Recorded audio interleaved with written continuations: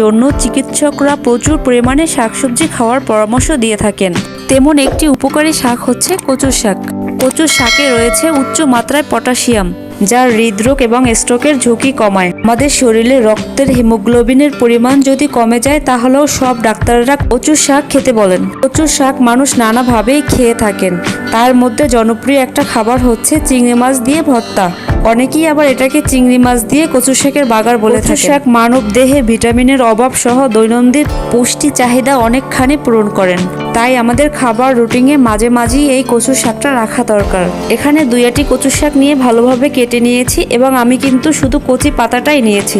কচু শাক ধোয়ার সময় অনেকেরই হাত চুলকায়, তারা এই প্রসেসটি ফলো করতে পারেন। কচু শাকগুলো ধুয়ে নেওয়ার পরে একটা ফ্রাই প্যানে আমি সবগুলো কচু শাক দিয়ে দিচ্ছি।